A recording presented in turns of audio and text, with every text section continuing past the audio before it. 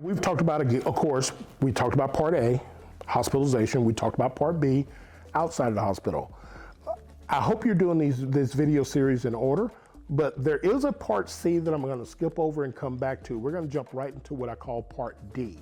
Part D equals prescription drugs, or just drugs. Part D equals drugs. Under the Part D program, there's some things you just need to know. If you want to get a Part D plan when it's first available to you, let's just get that out of the way. Do you have to have one? No, but what happens is that if you don't take out a Part D plan when it's first available to you, there is a late enrollment penalty that is charged to you. It's a 10% extra charge for every month that you go without a plan. It's based on a national rate. Let's just say right now it's about 40 bucks. So that means every month you go without a prescription drug plan, there's going to be an additional 40 cents charge. At 10 months, you just doubled your charge, and this is going to continue on until you join a prescription drug plan. So to avoid late enrollment penalties later on, my suggestion is if you don't need a plan, you don't use medications, get the most inexpensive drug plan you could possibly find and just choose that plan just as a placeholder until later on to avoid any late enrollment penalties. Now, just like there's a late enrollment penalty if you don't sign up for a plan when you first turn 65 and you don't have credible coverage. A credible coverage is just a group plan of some other plan that meets the requirements. But if you, again, we just talked about late enrollment penalties, let's talk about extra charges. If your income is too high, this year is right about this amount. If your income is too high, there is a surcharge. Now, the surcharge changes a little bit every year. If your income, let's just say if your income for an individual is over 110,000 or 100,000, and for a couple, twice that amount. Reach out to my office. We can send you a form to let you know exactly what your extra premiums will be, because it is going to be a variable amount. And I don't want to get into too much of that over here over the video.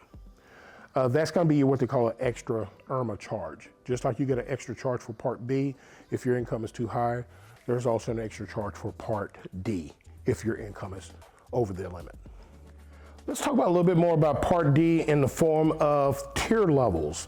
Now, everyone has heard of tier levels.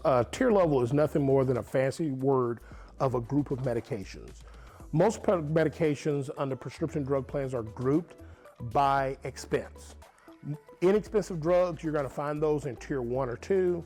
Expensive drugs, you're going to find them in tier 3, 4, and 5. A lot of plans out there are on a 5-tier level.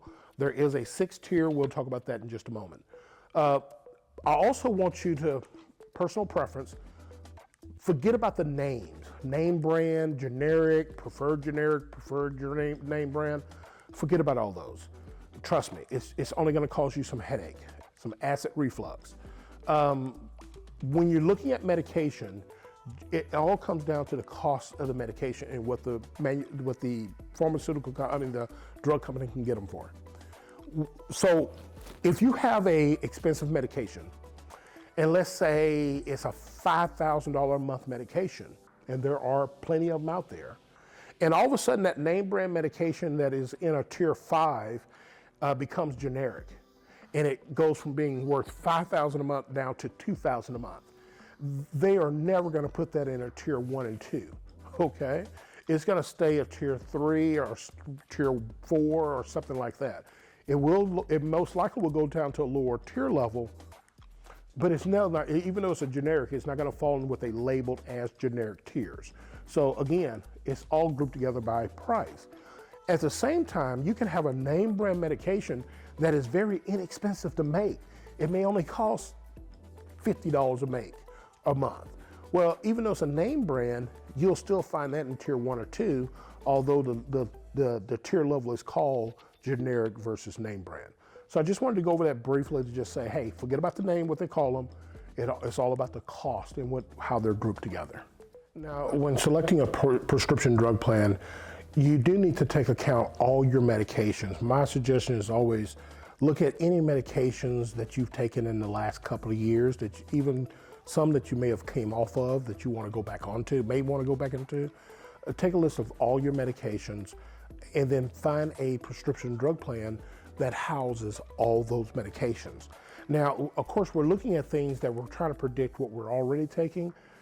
Of course, you can come up with a medication that you may need in the future, and that's going to lead you into something called an exception. And let's pause on exceptions for just a moment. Exceptions is a situation where it's a new medication, you've never been on it before, and you need it, but you chose a prescription drug plan that do not cover that medication. All your doctor has to do is write a letter to the company explaining why he wants you on that particular medication, and there's nothing else on the formulary or the drug list. Formulary is nothing more than a fancy word for the list of medication that your plan covers. But all he has to do is say, hey, I'm writing a letter, I want this person on this, want you on this medication, and there's nothing else on the formulary that will work for you. But that is something the doctor has to write a letter for. Once done, they're going to give you an exception, and that drug company is going to almost 100% give you an exception, and they're going to put it on a certain tier level. In this case, remember, tiers is just pricing of medication. Let's say they put it on a tier 3. The most important thing to remember is that exceptions are only good till the end of the year. So even if this happens in September, the exception is still only good to the end of the year. Why is that? Every year from October 15th through to December 7th is called Annual Enrollment Period. During Annual Enrollment Period, you can make a change to your plan that will start January 1st. So it gives you an opportunity every year to include that new medication in your list of drugs that you take and choose a new plan for January. Let's say, for some strange reason, you go past January, you go past the beginning of the new year, and you still don't make a change to your medication.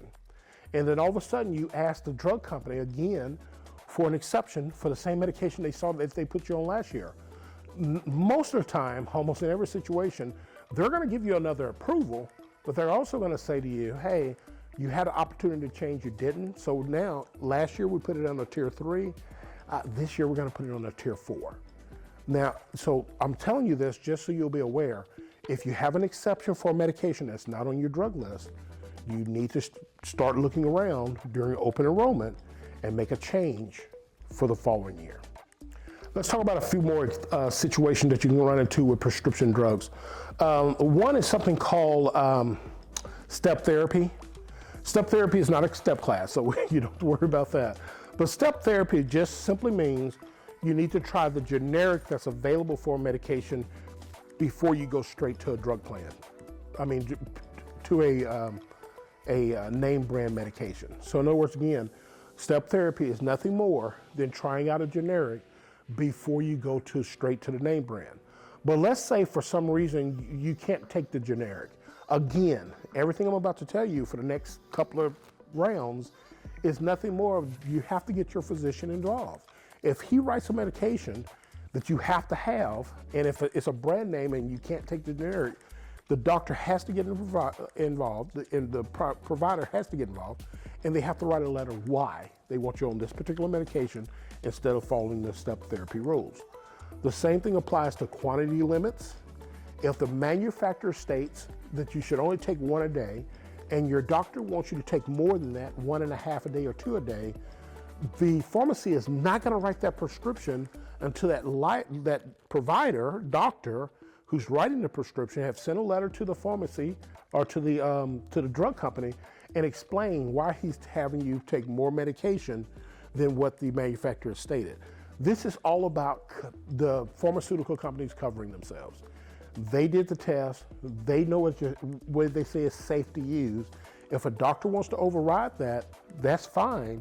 He's writing a letter stating that he knows the rules. He's doing this intentionally, and he's taking responsibility. If he doesn't want to write that letter on your behalf to get you on the medication he wants you on, you can scream into your blue in the face. The pharmacy is not going to fill it, and the drug company is not going to even order it until he writes that letter. The exact same thing is true about prior authorizations. Prior authorization is simple. Usually you can find it a lot when you're dealing with blood thinners. Some medications has to be monitored while you're on that medication. And if the doctor is not willing to, again, write the letter, I know I sound like a broken record, But if the doctor is not willing to write that letter explaining that he knows it needs to be monitored and he's willing to do that, again, it will never be filled. So all this takes doctor-provider involvement. It has nothing to do with you. They should already know this when they're writing medications. So just to let you know, prescription drugs are there to treat you and take care of you, but they still want to do it in a safe way. Doctors can override it, but they have to write a letter explaining why they're overriding it and they're taking responsibility of it.